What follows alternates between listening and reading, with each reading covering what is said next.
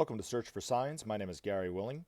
If this information interests you, please press the like and subscribe button and press the bell for notifications. Hope you're doing well today. It is July the 27th, 2020. Now, I live in Atlanta, and if you live in the South, or the southern part of the United States, or if you visited here, I'm sure you're familiar with this saying. When somebody says hello to you, or they say even goodbye to you, have a good one, or have a good one. So, anyway, I was also born in Michigan, and if you say that to a stranger in Michigan, they might actually deck you because they have no clue what you're talking about. What do you mean, have a good one? Bam! You know? That you were saying have a good day. Oh, I'm sorry. So I hope you're having yourself a good one. This is my point. And you're just kicking it on back, baby, drinking some tea, sitting there in the sunshine or the shade or something. I don't know. Hopefully you're having a good day. That's my point. Okay, so I have a few questions to cover in this video, and if you have a few questions about Maitreya, the Masters of Wisdom, or what we talk about, even if I've already answered it, you can always post that question as a comment, or email me directly at searchforsigns@mail.com, and then in the next video, you will hear the most outstanding answer that anyone's ever given you to any of your questions. Yeah, that's not true. No. No, I haven't been drinking before this video, so I don't know why I'm so giddy today.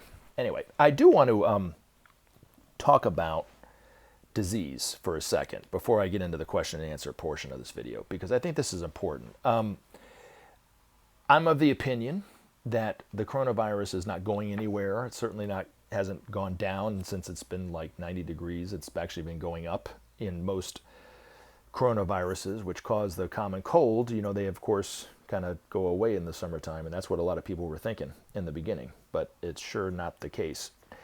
I do want to talk about the master's view on disease and the ultimate cure of it, because it might not be what you think.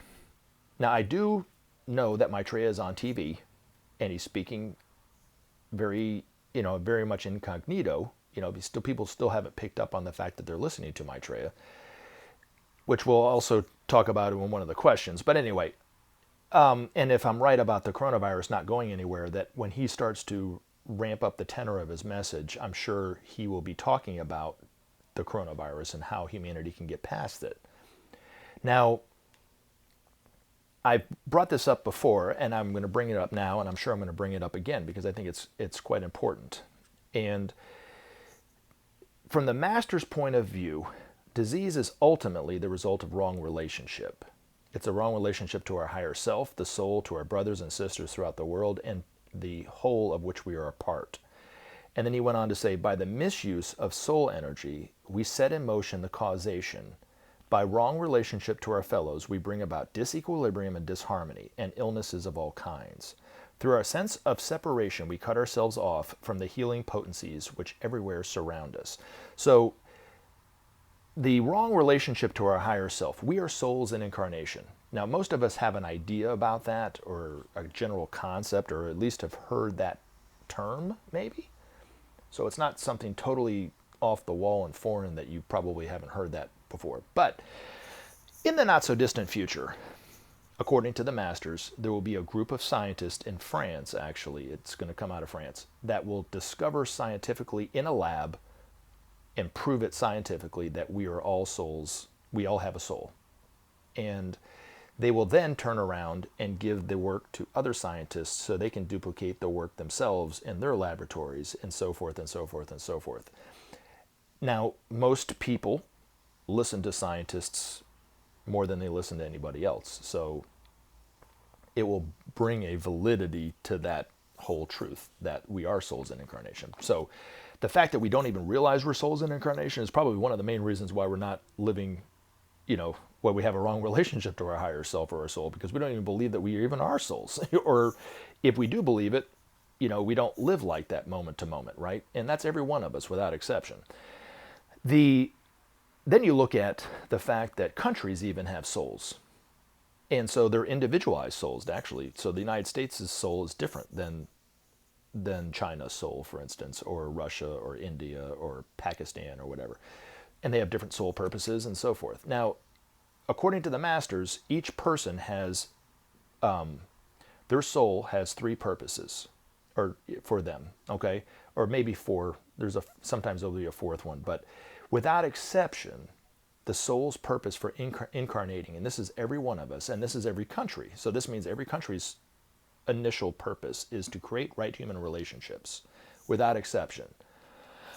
And you can't create right human relations as a country, for instance, if you're attacking other countries. You can't create right human relations, as a country or even individually, if you're allowing people to die of hunger every day. Now, a friend of mine brought up I think, a very astute observation about pandemics, that pandemics seem to start alongside of warfare. So we have been at war for a long time, but if you look at the Spanish flu, right, it happened right toward the tail end of World War I. So obviously people's, immune systems were down because they were stressed about World War I or whatever it is, plus the violence of World War I might have caused it or something like this. But then that pandemic started. Now you look at today, right? All around the world, the United States is fighting these little wars, trying to, fight the war on terror, so to speak. And then there's other geopolitical warfare going on all the time. Most of us are unaware of it. So, and then there's, violence in the streets and all that kind of stuff. But anyway, then you look at this pandemic, right? Well, is this pandemic caused by that? Probably so. So if disease is ultimately the result of wrong relationship to not only our higher self, but wrong relationship to our brothers and sisters throughout the world and the whole of which we are a part, and I think that even with us, destroying the environment at the alarming rate that we are, is causing this disease. But if you look at our world leaders, especially the world leaders of today, they are totally ignorant to the fact that there are laws that affect them. So what they're doing is actually causing harm on not only themselves, but on their nation as a whole. Like, for instance, the United States, creating all these different wars everywhere and attacking this country and attacking that country and threatening to attack that country. It all comes back to us. Jesus said, what you sow shall you reap. And we are reaping what we're sowing. So we have to look at, as a people, and I think Maitreya will eventually start to talk about this on TV, is that we have to look at how are we going to create harmony and equilibrium in the face of all this. And the only way to do that is we have to start the principle of sharing, because the principle of sharing is the only way to peace. This is what Maitreya is going to say when he's really speaking the way that he wants to speak to people, heart to heart, but also very direct, right? He's going to say that the only way to create peace is to start sharing the resources of the world. Every country has excesses of something. Just give it to other countries that need it, and back and forth, and then we'll eventually create trust amongst the nations, which will bring about peace, which will start to end some of these diseases. Then you look at us as individuals, and we start to learn about the truth of the fact that we are souls and start to live more and more according to that truth, then of course diseases of all kinds will start to fade away. So I do think that this disease is here. I think it's going to be, we're all going to go face to face with it at some point, either within ourselves or indirectly through a very close loved one or friend or family member or something like that might be having to struggle with it or something like this. It's going to hit everyone's shores. We're not islands, and we can't just go through this thinking that it's not going to affect us, because I do think it's going to affect all of us without exception.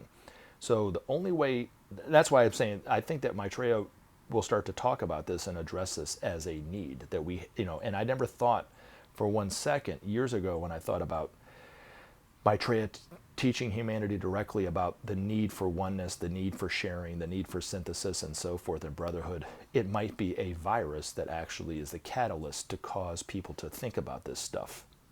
If you look at people who might have been very selfish and self-centered and not very family-oriented, right? And then when they're facing death or facing disease, thinking they're going to die, they're not looking to go back to work. They're looking for their friends and their family to come to them.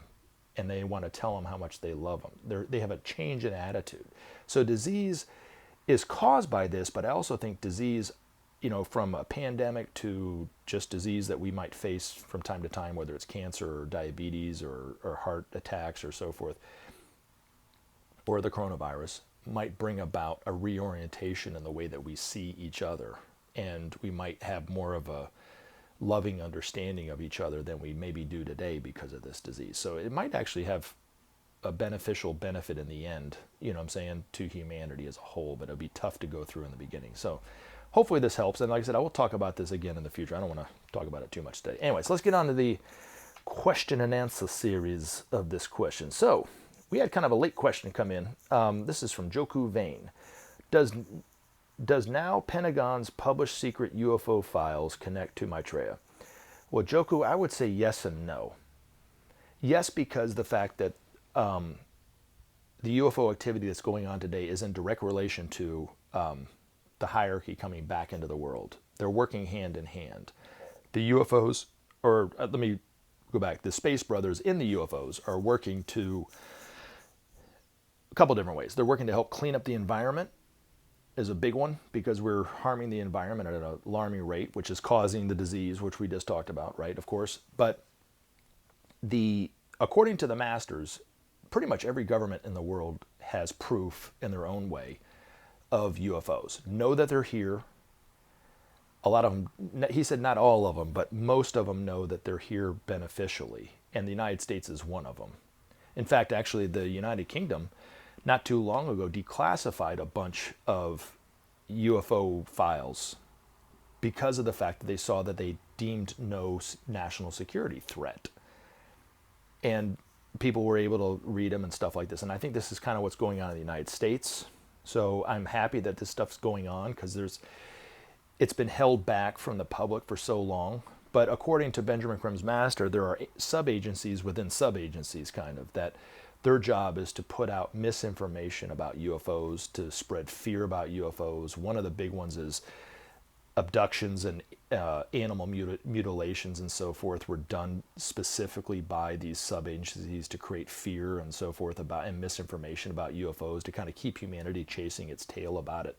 All the while they knew that they were here beneficially. Actually, in some instances, they have actually given the technology to the United States government and to the Russian government and so forth back in the day. So they knew they were here helping us.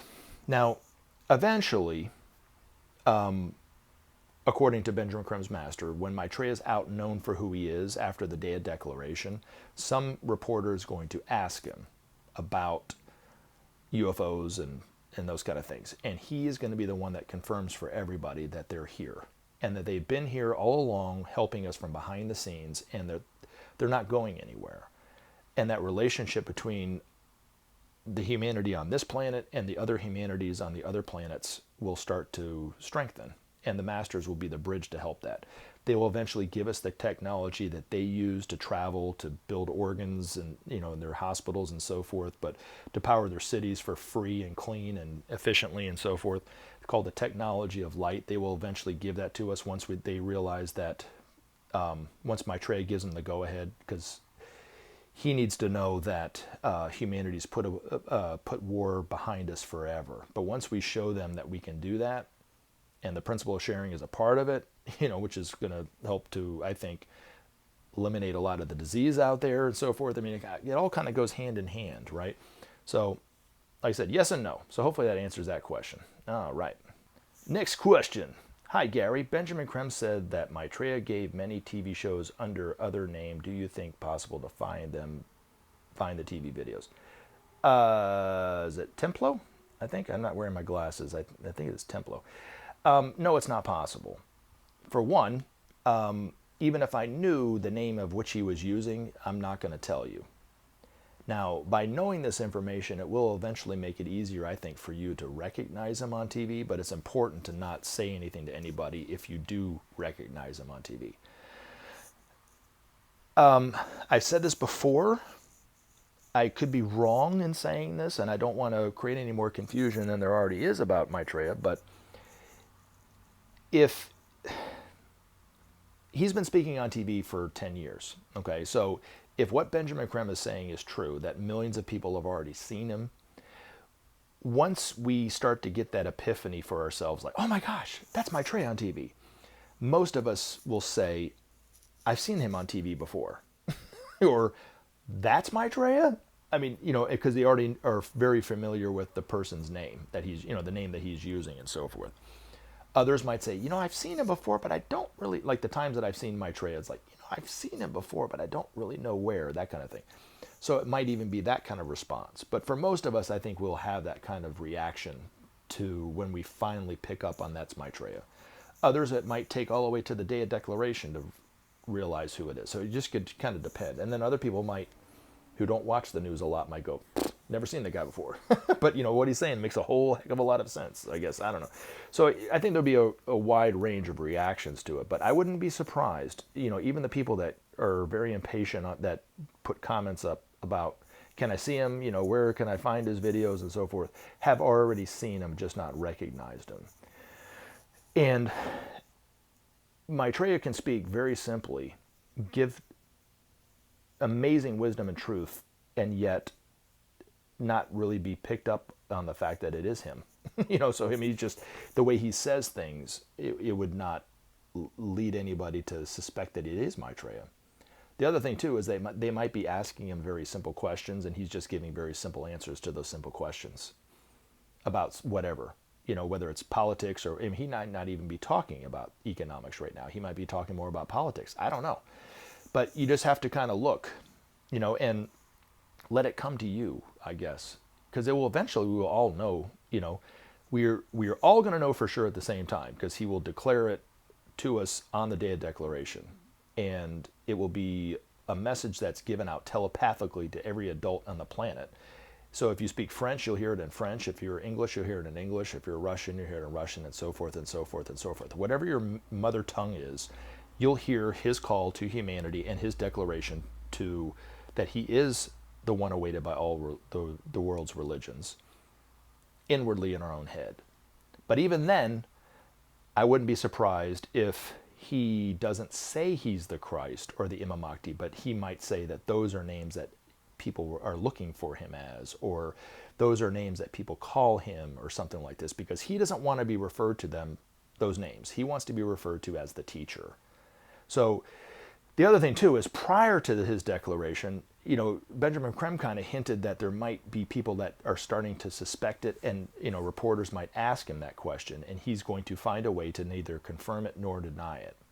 So people have suspected that Raj Patel was Maitreya, but people such as myself that are familiar with this information already ruled him out, because for several reasons, but the main reason for me was he denied that he was Maitreya, and Maitreya is not going to deny it. He would find some way to neither confirm it nor deny it. So hopefully that helps. But if you do see him on TV and you do recognize him, and this is any one of us, please, please, please, please, please don't post anything on my video about it. Hey, I think I saw this. I don't want any of that, because I'll take it down right away if I see it. But also, don't tell anybody in your life. You would be robbing them of the experience of recognizing Maitreya for themselves, and it's a gift that is there for the person. But it's more important, much, much, much more important, to recognize the sanity of his solutions, which you already have information of on whatever level you're hearing this information. Or if you go to the Share International site, you can get it from them too. But without sharing, there could be no peace. Without peace, there could be no justice. Without justice, without sharing, there could be no justice. Without justice, there could be no peace. Without peace, there could be no future. You have to realize and recognize that and want that too. That's the most important thing. Not recognizing a personality that Maitreya is using on TV. But like I said, eventually we'll all see it, and we'll all know at the same time. Nobody's going to have a head start on it, okay? But you, knowing this information, might recognize him on TV before a few other people, but you'll still kind of, I don't know if that's him or not, or whatever. Maybe you'll be 100% sure, or whatever. I don't know. And again, like I said, you might have already seen him and just not recognized him. So could very well be the case. So hopefully that helps. All right. Last question. Why on earth were we given the freedom to split religious beliefs into various interpretations? Catholic, Presbyterian, etc. God is God, right? Yes, Tracy, God is God. I don't know who frustrated you to post this question, but it's funny because when I go through biblical verses myself and I quote them, I go to BibleGateway.com, and you can click on the verse, and then you can click on all the different Bibles even of the same verse, and they're all different, man. I mean, some of them are extremely different. Other ones are kind of maybe take a word out here, put a word in there, but some of them you're like, man, how can you even get that, totally different? I'm a little bit more open-minded than most fundamentalist Christians about the whole thing. So to me, that's a pure red flag that maybe possibly, the interpretation that you are getting from from even the own Bible that you're reading is different than other people's, and maybe it's not 100% correct. You know what I'm saying? Just because your pastor in your church endorses this one type of Bible does not mean that that's the only Bible out there, right? But it takes longer for others than some to get it, I guess. But the different interpretations of these different religions, and even within the Christian church and within the Muslims even have their own, you got the Kurds, you got the Shiites, and you got the Sunnis and so forth, and I'm sure they have their own sub-factions and so forth, is all coming from the age of, and the energies of the constellation of Pisces. People 2,000 years ago didn't know anything about anything. And then you take to where we are today, the technological advances that we have today and so forth. And when Jesus was speaking to the people in Palestine and Muhammad was speaking to his people and so forth, and even when the disciples were speaking, out speaking and so forth, they probably knew that sooner or later this information was going to get distorted because they didn't see anybody writing it down. But even then, though, I mean, it's like you have people arguing, biblical scholars arguing about what this person meant and what that thing meant and so forth and so forth and so forth, But I'm sure when they started writing it down, several hundred years after Jesus was gone, there was somebody who was like, no, he said this. No, I think he was saying that. No. I'm sure that was going on. And they were convinced that what they were thinking was right. And it's all that energy of Pisces that had that happen. Now, we're moving into another whole age with different energies of the energies of Aquarius, right? So they're very different than the energies of Pisces, because Pisces has kind of led it to the doorstep of the group. The energies of Aquarius are about groups. They cannot actually be utilized and worked through without groups. So in the past, we've seen individuals that have made the changes, right? In the future, it's going to be about the group. But it's brought it to the doorstep of that, because you can't have a true group work without a bunch of individuals, and you have to have a strong, potent individuality in order to create a group. You'd think it would be the other way around, but it isn't. So now every single person without exception is a strong, potent individual, and much different than it was 2,000 years ago. So I don't think we could have gone from where we were 2,000 years ago and skip over that stage and go to where we're at today. It just wouldn't have happened, You look at Willy Brandt as an example. Maitreya gave him, a suggestion to come up with an economic blueprint so economists could understand the principle of sharing. Now, it wasn't Willy Brandt that did it on his own. Maitreya, with Willy Brandt, came up with a list of names, and the names of people that Maitreya came up with were people of very, very, very different viewpoints on economies and political views and so forth, and social views and so forth. Very extreme views. But they were able to synthesize all these different viewpoints. So rather than being a divisive group that couldn't get anything done, or even a group that voted and so the majority has it and the minority lost out and so forth, they came up with a true consensus for this economic package that economists and politicians could understand about how to distribute the goods around the world with the principle of sharing. But it was done from all these different viewpoints. So just because we're seeing the divisions today, and of course in the religious field, but especially in the political and economic field, in the very near future, not too distant future, those energies that cause the disequilibrium and the divisions will eventually bring about synthesis. That's what their purpose is. One of the great masters working through, or avatars working through Maitreya and overshadowing him, is the spirit of peace and equilibrium. It causes divisions to the extreme, but will eventually bring about synthesis very quickly in with equal and opposite, because it works within the law of cause and effect, opposite way of functioning. So Republicans will start to think more in terms of how do we get along with Democrats, and same thing as Democrats working, how we're going to get along with the Republicans. And they'll take the best of the Republican view and the best of the Democratic view and synthesize it into one view. That's where we're headed. But right now we're just seeing the division part of it. So it's frustrating, I'm sure, and it's slow and it's painful to deal with to the extreme, but that's what we're at right now. So in the future, humanity is going to be the one, I think, that leads the way in this, and our world leaders will have to step aside and let humanity deal with it, because humanity is way farther advanced than our own governments, and the masters will tell you that. So anywho, let me get on to the Benjamin Creme's Masters article, which I like to read at the end of every video, and it's getting kind of long, and I don't want to go too far into 30 minutes or so. That's a long video. Nobody has the attention span for that. I know I don't. But anyway, this one is entitled The Emergence of Maitreya.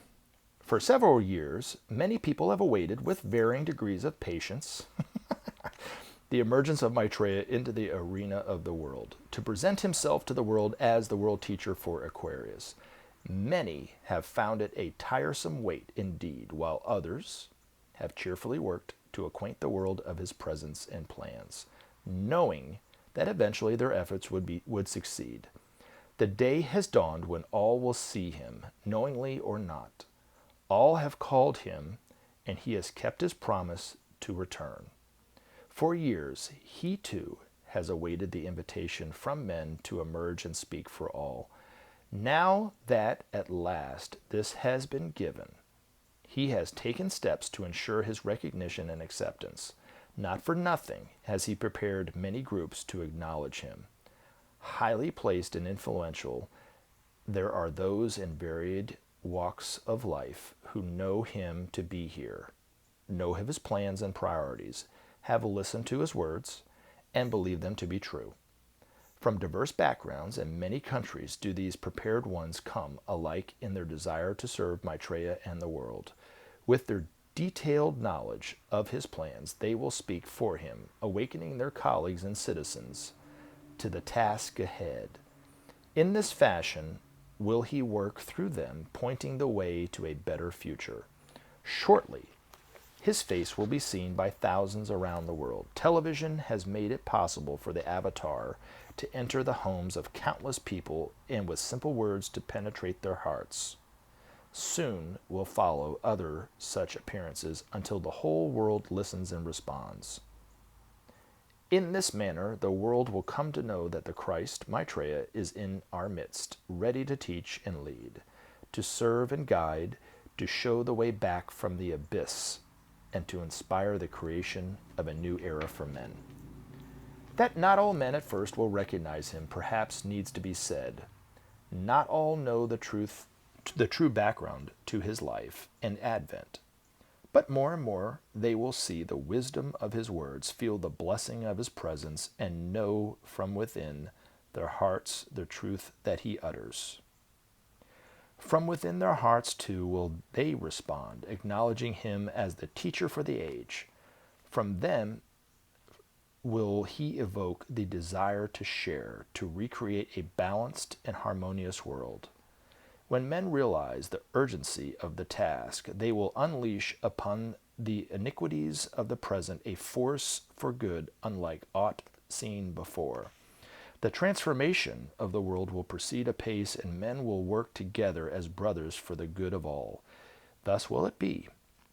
Thus will the new age be built by man himself under the guidance of Maitreya and his group. The separation of the past will give place to cooperation and sharing, the selfishness and greed to a new sense of justice. From within man himself will come the urge for betterment, a testimony to the divinity inherent in us all. That divinity will Maitreya show to be the nature of men, and he the agent of its manifestation. Already the signs of his work are apparent to all. The old dogmas die. New brooms are sweeping away the debris of the past. The old men linger, but a new force of truth beats on the embattled and crumbling walls. Not for long will they withstand this new force for righteousness and justice. Remember to take action and help SOP save our planet. Thanks for listening, and we look forward to talking to you again in future videos.